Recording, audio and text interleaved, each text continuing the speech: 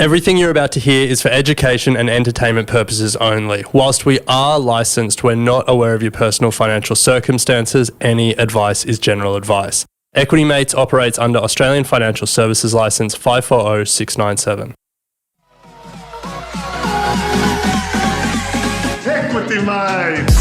I will say this about investing. Everything you do learn is cumulative. What I learned at 20 is useful. Equity. Welcome to another episode of Equity Mates, a podcast where we explore what's possible in the world of investing. If you've just joined us for the first time, a massive welcome to the community. My name is Bryce, and as always, I'm joined by my equity buddy, Ren. How are you going? I'm very good, Bryce. Very excited for this episode. It is our latest Ask an Advisor, where we take your questions from the Equity Mates community and put them to some of Australia's best financial advisors. Today in the studio, we're joined by Glen Hare, the co-founder of Fox & Hare Advisory, one of Australia's best financial advisors, I think winner of Financial Advisor of the Year last year. Yeah. So glad to have him in the studio. Glen, welcome. Thank you. Good to be here, guys. So as always, we've taken your questions and broken them into three themes for today. So we're going to start with questions related to those that are in their young, free part of their life. Post-uni, just starting out in work. Then we're going to chat about the accumulator stage in life, and then close out with those that are looking to start a family or thinking about the bigger life events. So let's crack into it. Yeah, all right. Well, let's start with what Bryce has labelled young and free. Yeah. The good old days. So because we're all so old.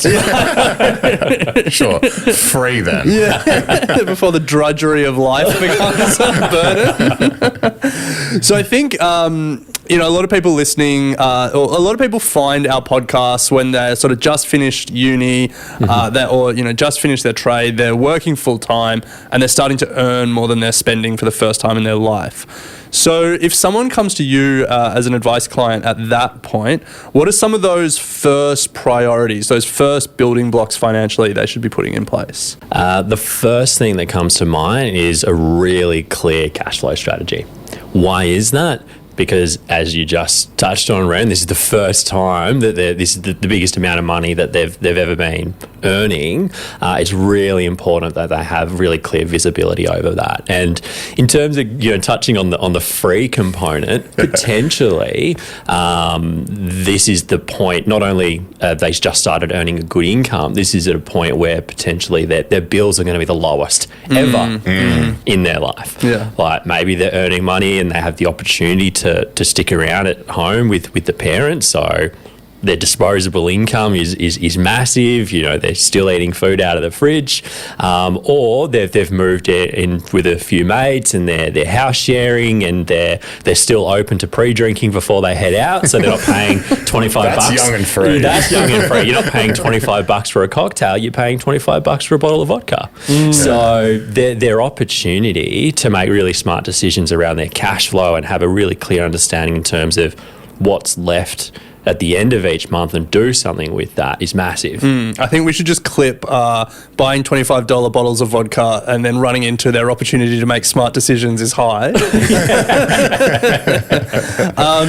So getting your cash flow sorted, when people have that cash flow sorted, they're spending less than they're earning.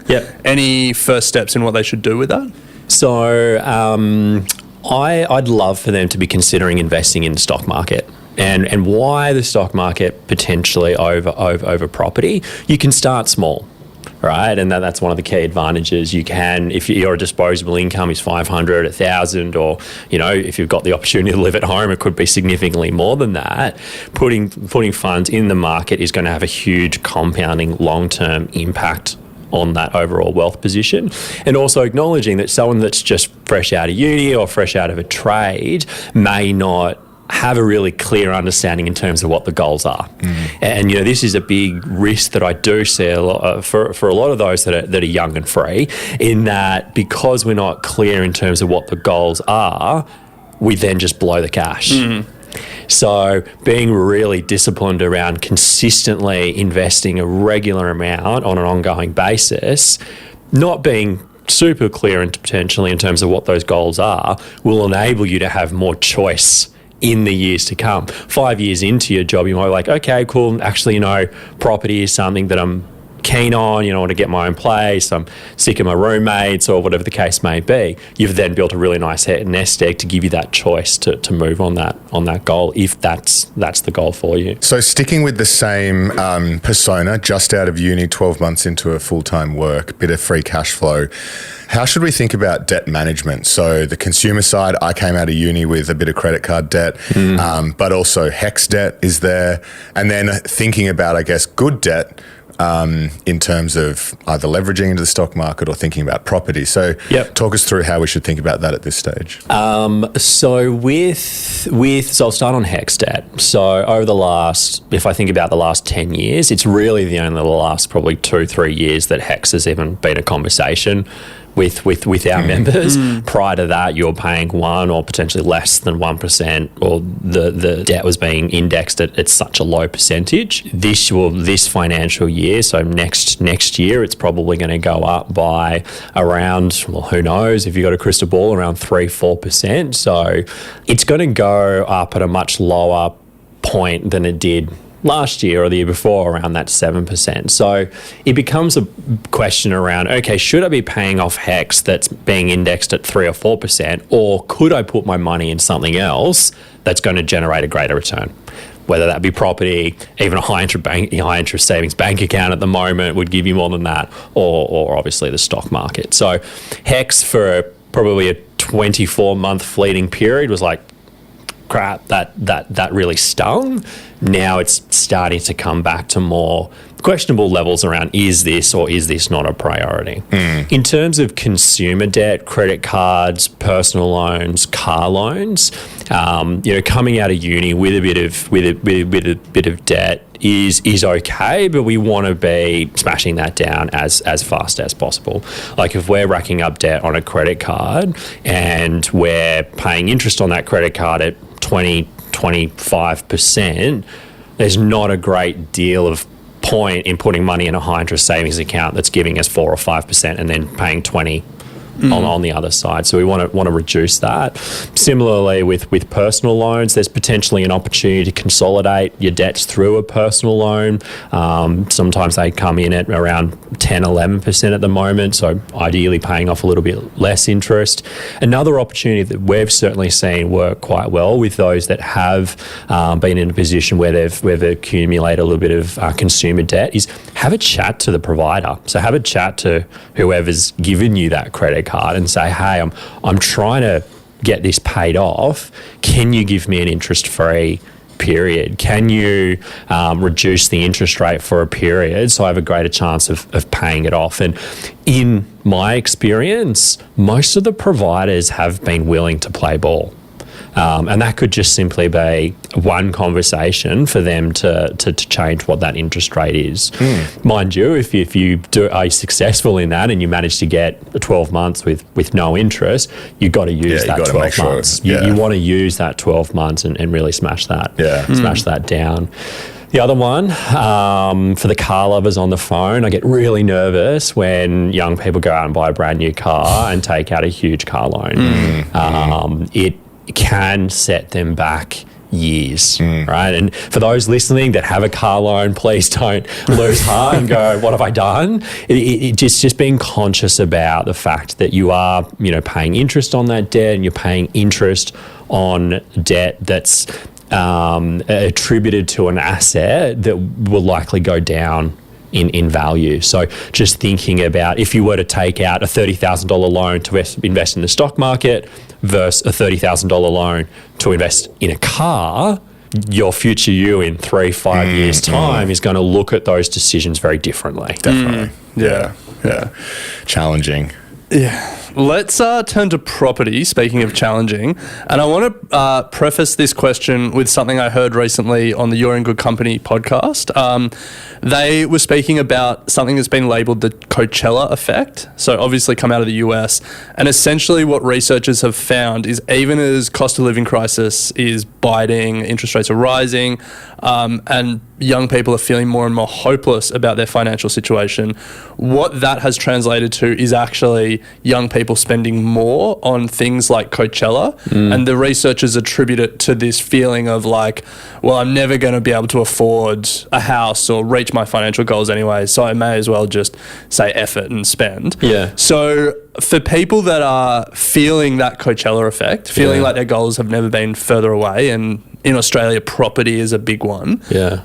How do you speak to your clients about thinking about saving for a home and getting on that journey when they're, in this young and free early stage of their career and it feels so far away?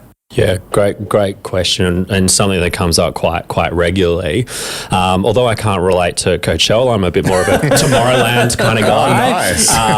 But in terms of, and I feel the media has played a big part in this around the fact that people feel so disenfranchised by the state of our property market at the moment, and people are going, this is never.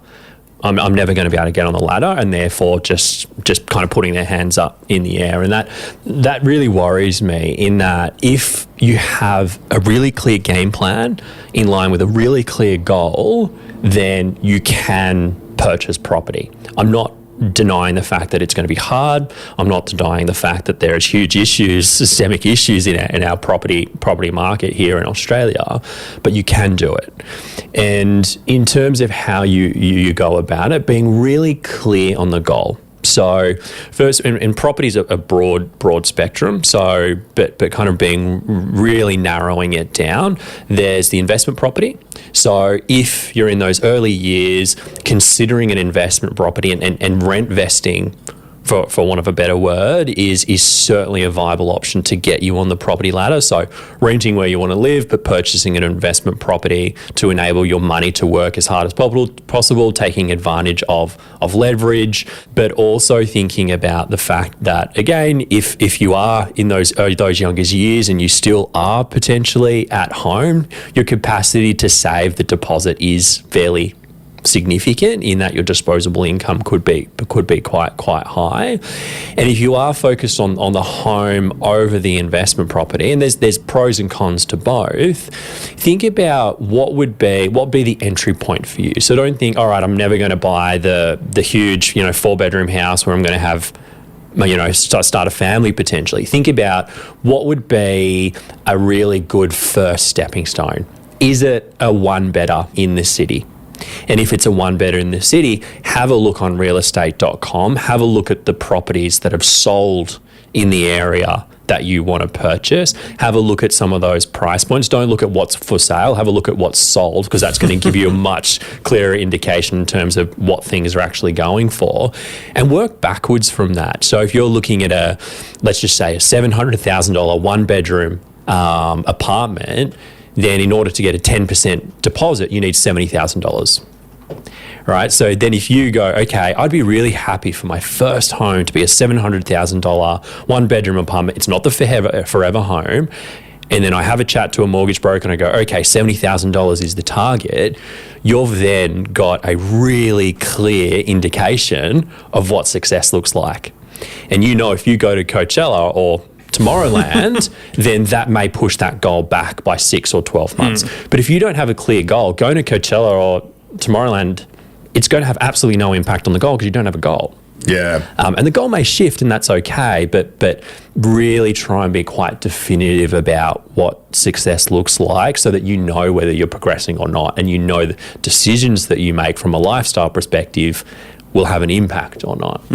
Speaking from personal experience, at that stage in my life, I had a loosely defined house deposit savings account that I would kind of say, oh yeah, at some point in the future, I want to buy a house. And so you'd kind of put a bit of money in there. Coachella or some festival would come along and it would get stripped right back out. And I think looking back on it, one of the biggest challenges, as you've just said, was actually defining what that goal was. And in hindsight, I reckon the biggest thing you can do for free is actually go and speak to a mortgage broker, because you can speak to them about this is what I want to achieve. They can talk you through how things can be structured. They can talk you through deposit amounts. They can give you the spreadsheets, all for free, and really actually help you understand, if I do want to buy something in 10 years, what's that number that I'm looking for, rather than waiting until that point in time. Yeah, and that would help put a bit of a definition around what you're saving for. Yeah, 100%. So that was our first persona that we want to cover off today, as Bryce called it, young and free. Getting your money sorted, trying to figure out what your goals are, and get your cash flow has the sort of the headline there. The next persona we want to move to is accumulators, where you're probably late 20s, early 30s. You're taking some steps in your career, and Not so young, not so young. The hairline's receding, the shoulders are slumping. Bags under the eyes. And I think at this stage, the major life events are on the horizon, but perhaps not quite there yet. Settling down with a family, perhaps having kids, a mortgage, all of that stuff. So we're labeling this persona the accumulators. Yeah. And so let's start general, and then there's some specific questions and themes that sort of come through. But just generally, what are some of the financial milestones that someone in this stage of life should have maybe achieved, or maybe be thinking about, or on their path to achieving at this point? So, I mean, if we're thinking about an accumulator as someone that is about to embark on potentially some pretty big decisions, getting married, buying a house, starting a family, we want to make sure that we understand our current state of play. So, and that is everything from our cash flow, how much we have the capacity to save and invest. We want to understand what our super is doing. So we've been working for a decade. Where has your money been going for the last decade? What are you invested in? What fees are you being charged? What's the performance of the portfolio? And you'd also want to be really conscious about your tax position as well. Again, this is a point where you've been working for a decade, your income has gone up, the amount of tax that you have paid has definitely gone up. So making sure that we're understanding how to manage and minimise tax on any future investment or financial decisions that we make. So at this point, you want to be in a position where you understand the current state of play. In terms of how to map out the next couple of years, so the big ticket items, often weddings. So weddings is something that comes up a lot in conversations, certainly in our member base. And statistics tell us that in Australia, weddings cost anywhere between $35,000 and $65,000. Crazy. I have seen weddings cost less. One of our members went to Vegas and got married by Elvis for $195. Wow. Well, they also went to Vegas. Yeah, So this is what they did. Creative accounting. They budgeted $30,000 for the wedding, right? Okay. And they thought, is this really what we want to do? And so they went to Vegas. They got married, and it wasn't $195. They actually paid an extra $50 to get Elvis to play another song. So it ended up being about $250, and they budgeted $30,000 for the wedding. And then they put the rest of it on black. Yeah. Better. If black came through, then that would have been good. But they actually took 3 months off work and just travelled the world. Nice. Yeah. Nice. And they live streamed the wedding for those that didn't attend. I think their immediate family was there, but that was their decision. Anyway, I don't know how we went on that tangent, but weddings are a big cost. They are, yeah. Right? And they say 35 to 65 grand, but I've seen again weddings for less and certainly weddings for a lot more. So we need to plan for that. It's a cost. We do see sometimes people take out consumer debt in order to fund that. Providers that as soon as they know it's a wedding, they're tripling their prices. I think Kyle and Jackie O did something on this years ago, and they planned the exact same party. One party planner didn't say it's a wedding, and the other one did, and the cost was like 3 times. You just see it in flowers alone. It's ridiculous. You're crazy. Yeah. Anyway.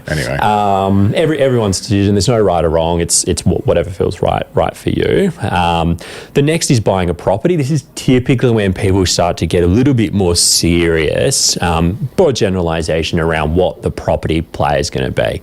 They've had a really good 20s. They've probably not given their finances a huge amount of focus. But like, okay, I'm ticking up, in income, like things are getting a little bit serious. I'd love to think about, potentially starting a family, and property starts to become a bit more of a priority if it hadn't in the past.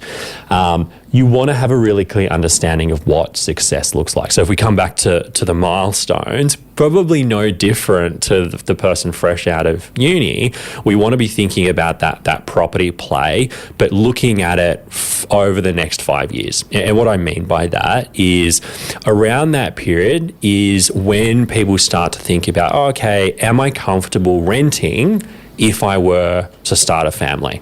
And what I have observed is that's typically that's kind of the tipping point where people go, oh, if I start a family, I want to have my own place. That's not the be all and end all. That's not for everyone, but that's generally when I've seen or observed our members kind of flip their mindset from don't care what I invest in, just want to make money, want to make sure it works as hard as possible, happy to keep renting.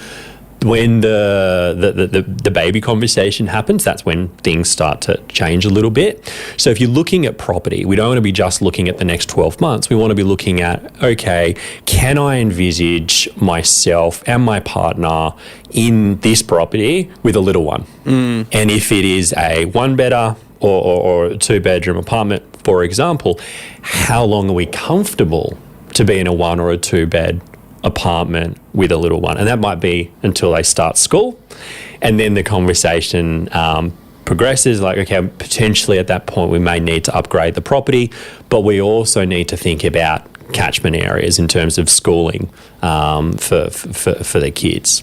So it's interesting, the property and the family piece do overlay each other quite a bit, and it's typically around that late 20s, early 30s where the property piece becomes much more apparent. And we want to be thinking about it not just the immediate. You want to be envisaging yourself in the property with that little one and thinking about, is this a 5-year play, or is this close to where the schools are and going to potentially be longer? I was talking to an advisor, that just reminds me, talking to an advisor at one of our live events down in Melbourne, and he was just saying where he lives, it's crazy to see the impact on property in the houses where there are public schools and all of these families just moving there so that they can be in the catchment zone, and the property prices just go through the roof. Yeah. So unfortunate. It's just like, this is the world we live in.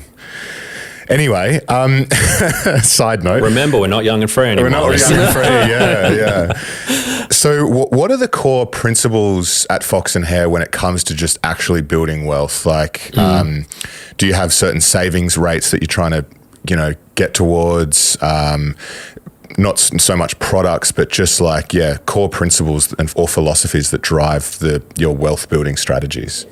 Very broad question, but how do we get rich? How do we get rich? So define rich, and we do a lot of work with our members on defining, we don't refer to as rich, but defining financial freedom. Because looking at our data, that is one of the things that comes up consistently across our member base. So we do a lot of work trying to work out what is financial freedom. And in terms of wealth, I would argue we often peg our conversations not to necessarily a net worth, but more around a level of passive income. The reason I say that is because you could live in a house that's worth a lot of money, but still have to work every single day, either to pay the mortgage or to live the lifestyle that you've become accustomed to. But if you've built wealth, whatever that figure may be, that generates a certain level of passive income, this is what's going to give you greater freedom, greater flexibility, and greater choice in terms of the decisions that you make from a life perspective. So that's where we start. In terms of building the wealth, whatever that level may be, in order to generate passive income, there's a number of levers to that. So first, again, getting really clear on the cash flow, and I bang on about it all the time, and I think our members probably get sick of me talking about it, but the less they spend on Coachella, on Bugaboo prams, on 150 bottles of wine, the more we have to invest, the sooner they'll generate that net worth that they desire to give them the level of passive income that's going to give them freedom. It's about finding the right balance, though. Like, again, a lot of people, and I can tell when we first sit down and have a chat with a prospective member, they're a little bit nervous that we're going to tell them, all right, no more Coachella, no more nice wine. we're tapering everything back, and that is not the case. But we do a lot of work with our members to make sure that they understand the decisions that they're making in the short term and the compounding impact over the medium and the long term. And in terms of building wealth, I love property. I'm invested in real property. I love the stock market. I'm invested in the stock market and regularly do so. I'm very clear in terms of what my super funds are doing, or super fund is doing. And I know exactly how much disposable income I have on a monthly basis and exactly where that is going. So in order to build wealth, we need to be really clear in terms of what is our capacity to save and invest in order to build wealth. And we need to be really clear and proactive around the decisions that we're making in order how to allocate those savings and what we're investing in. Too often, again, I see, and this is not necessarily no fault of their own. Everyone has different degrees of financial literacy, but they're not making proactive decisions. And that will cost you, particularly again in this accumulation phase. If you've been working for 10 years, you don't have any kids yet, then in terms of your disposable income, before the mortgage, before you start a family, it's probably going to be, again, it's at that sweet spot and that high point before all the additional costs come along with again, starting a family, schooling, and the mortgage. So use that time to be really clear and proactive. And also, every single investment decision that you make is going to have tax implications. So make sure that you are investing, whether it be property, shares, in terms of the structures, whether it be investment bond, personal names, trusts, whatever the case may be. We're really conscious about the tax implications of the investments that we're making. And, a really simple example or mistake that I see people make in every relationship, there's usually one that's probably more into the numbers than the other. That's just an observation. And what I've seen is the person that's potentially more engaged, more likely to save or invest. They're saving and investing in their personal name, and potentially they're on the higher income than their counterpart. So all of their investments and their money sitting in their high interest savings account is being taxed at potentially a higher marginal tax rate than if they were just investing through their partner, who's potentially on a lower marginal tax rate. That's a really simple example, but it's something that we see quite regularly as well. So I guess coming back to your question, wealth is important, but I would argue it's the investment income that's going to give you more flexibility. Wealth is kind of the means to get you there, and then just be really proactive in terms of how you're investing and what you're investing in off the back of the disposable income. So one final question for this accumulator persona, and it's to do with future planning, because I think a lot of us, I think we're in this accumulator stage. We're so focused on like the goals that are just on the horizon. We're probably not thinking about what is beyond that. But we all know, the power of long-term compounding and the importance of giving yourself time to achieve some of those financial goals. So aside from the obvious, which is setting up your superannuation and salary sacrificing if you can afford it, all that stuff with super, what are some of the other things that are often overlooked at this accumulator stage of life when it comes to setting yourself up for the long future? So don't give up on your regular investment strategy outside super. So super's great, as we all know, from a tax perspective, but don't give up on your regular investment strategy, because that money it will just get lost in the wash if you do. And even if you do need to taper it back, make sure that you are still consistently putting a certain amount away on a monthly or regular basis. The other thing is, because there are some fairly significant milestones in this cohort around the wedding, the property, and certainly starting a family, thinking about what happens after that. So the key goals that we see kind of moving into those that probably just move out of this cohort is private schooling. So starting to think about putting aside funds for private schooling, whether that be through an education bond, which has tax benefits. The regular investment piece is around that trying to drive towards that passive income piece that you're going to want post these couple of milestones. So don't forget about it in the short term. That will have compounding impacts.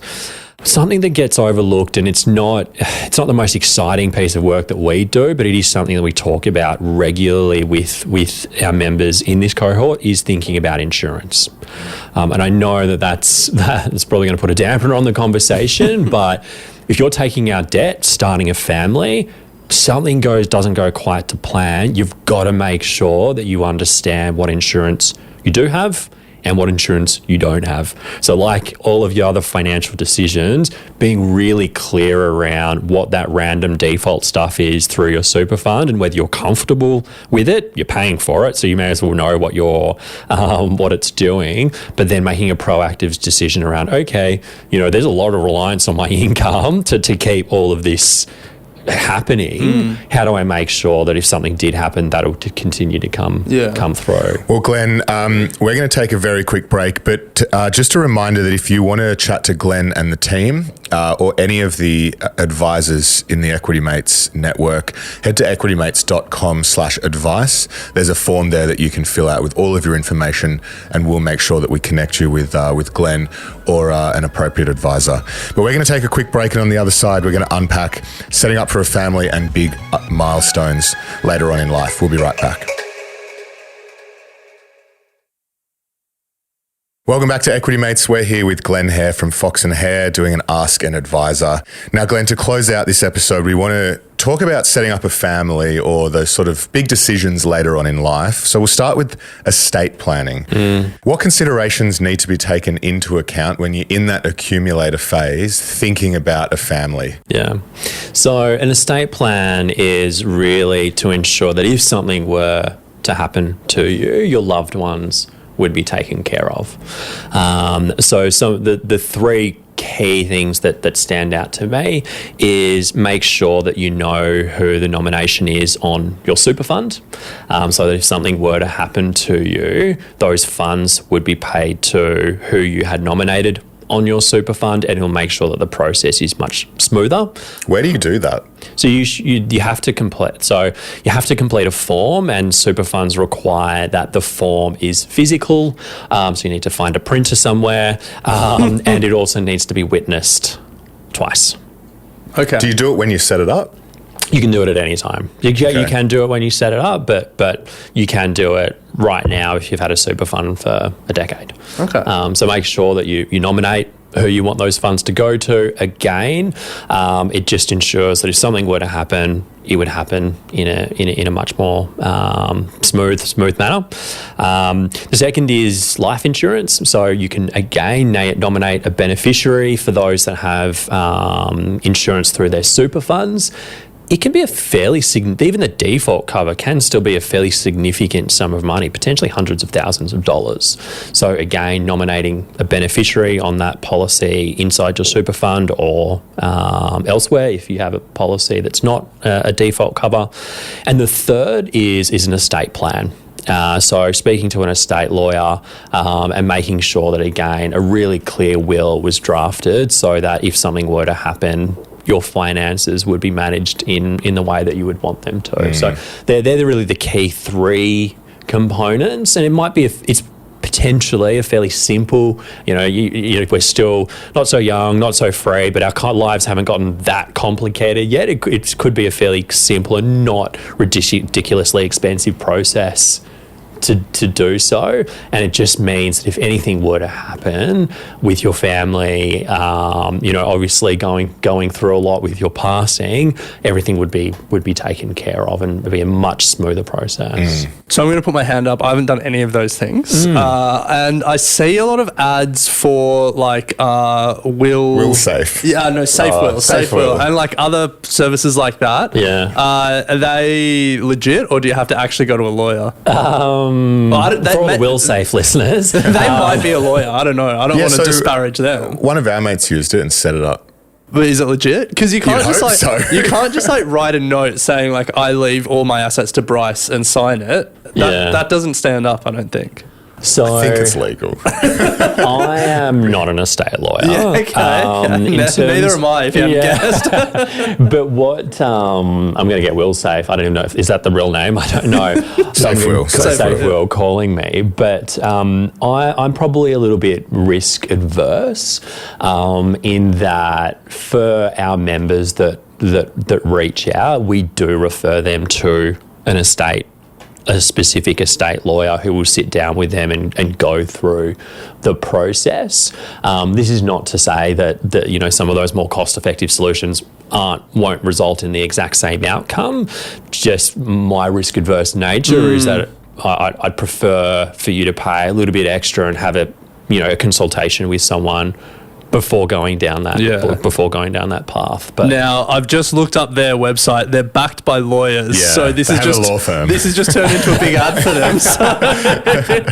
In less than 20 minutes. Yeah. All right. Well, I think there's a few things to put on my to-do list. Then, is there a certain age when you think someone should have a will, or is it just everyone should just do it?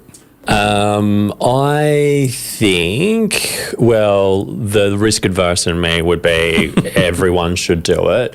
But certainly once you're starting to work full time, I think there's merit because you're going to start saving, you're going to start investing. It might not be as simple as for one person. It could be a lot simpler than the other in terms of where they want funds to go. So we pose the question to all of our members and say, hey, is this something you've considered? You can have a chat to, where we work with a couple of estate lawyers. The chat's free just to kind of suss out if there's something that you want to explore. And then they make the decision based on that conversation as to whether it's worth whatever the cost is. Bryce has told me he wants his family and friends to be fighting desperately over his assets. Fight to the death. Will for you then. Take it or leave it. I won't be here. Another common question that we see is around emergency funds. And I think for people in those earlier personas that we spoke about, fresh out of uni or fresh into the workforce and then accumulators, emergency fund is pretty simple. Try and get 3 months of expenses as a basic rule of thumb. Try and get it to 6 if you want. If you've got insecure or uncertain employment, try and get it to 12 if that is possible. But that is a big ask. But there's sort of the rules of thumb you see in personal finance. Books. But once you start getting later in life and there's more expenses and there's more dependents and just more variables, how do you think about emergency funds still? Is it still just 3 months of expenses or is there more complexity at that point? Yeah, in terms of the cash in the bank, exactly the same formula, 3, 6 or 12, depending on your circumstances. The less certain your income, probably the longer or the extra cash you want to have. And the formula works as you get older anyway, because yes, your fixed costs go up because you've got a massive mortgage and school fees and all this kind of stuff. So then the formula dictates that you should have more in cash.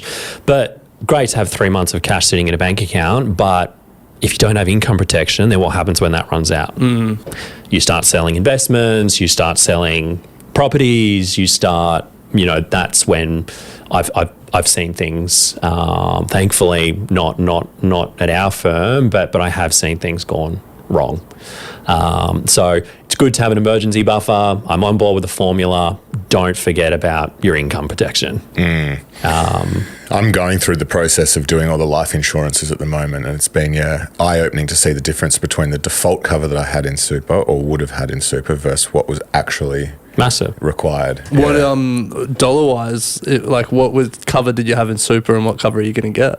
250,000 in super, and they were recommending 3 mil. Whoa, someone thinks a lot of himself. No, but I can't. But that was because, also, side note, running a small business really puts a handbrake on insurance. Yeah, because they don't want to insure you. Well, the income that I'm insured for is not even close to our actual income because they look at the business and go, we're actually going to only insure you for this amount because success of business, all of that sort of stuff. Just like when we went to apply for mortgages, they're like, they don't want to insure your options are limited. Yeah, they don't want to insure you for income that you're potentially not generating. Right, because they want to make sure that there's an incentive to go back to work, and getting insurance is not the easiest process. They're going to ask about your family history, your personal history, your lifestyle, like how often do you go to Coachella, and that's going to impact what the outcome of that insurance application is going to be. And again, if I think about this cohort, where, the younger you are, the easier it is, generally speaking, to get insurance because there's less time for things to have gone wrong. And it's not a matter of applying and you just getting it. You go through this process for the insurer to determine whether they are comfortable to take you on as a risk. So anyway, coming back to your question around emergency buffers, the emergency buffer is not only cash in the bank, it's really clear in terms of what insurance you have, don't have, and what you're paying. It was also an interesting experience to go, sorry, we're going to go down a rabbit hole here. Because they take into account like paying, like for life insurance, for example, if I were to die, it's like paying off all your debt on your mortgage and all of that stuff. So Harriet, my wife, is like not sorted, but like, so she's not, oh my God, I'm just left with a pile of debt that I need to pay off. So all of those things, if you're just on a default level, like could just be so inadequate. So definitely worth doing. A question that comes through our Facebook group a lot is around couples and one of the couple being more engaged than the other. What advice do you have for clients to help in those conversations around money and to make it feel a little bit more like a team effort? Yeah, great question. One of the biggest financial decisions you ever make is your life partner, right? For better or worse. And it's in most relationships, certainly what we see there is one more engaged than the other, as you alluded to, Bryce. The thing that I anchor on when working with a couple is, what does success look like for both of you? So what are the goals that we're working towards? I want to buy a house. I want to work less. I want to move from a 5-day to a 4-day work week, et cetera, whatever that may be. If the person that's focused on the finances is telling their partner, you need to spend less, we're spending, I don't know, I'll use round figures, we're spending $1,000 a week, we need to reduce it to $800 per week. Great, from a financial perspective, that might be a good decision. But unless your partner understands where that $200 per week is going and what's the purpose of it, there is no incentive for them to reduce how much they're spending. So something, and I can talk to personal experience, so something my partner and I do every single year is we sit down and we think about what are the goals that we want to drive towards this year. I do the spreadsheet and the numbers, and he understands if we stick to this, if we stick to the $800 per week or the $500 or whatever we set, and we go to Bali instead of Europe or whatever the case, whatever the trade-off conversation is, we're going to achieve that goal.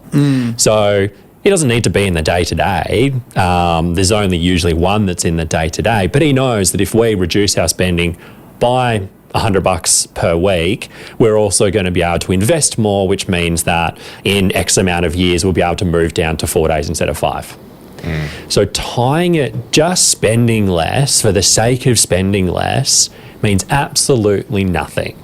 But if the person that's looking across the finances is having a conversation around, if we spend this is how much we're going to be investing, which means that in this time frame, this is when we'll be able to pull back to that 4-day work week, but that we both want, that's going to be much, much more inspiring. Yeah.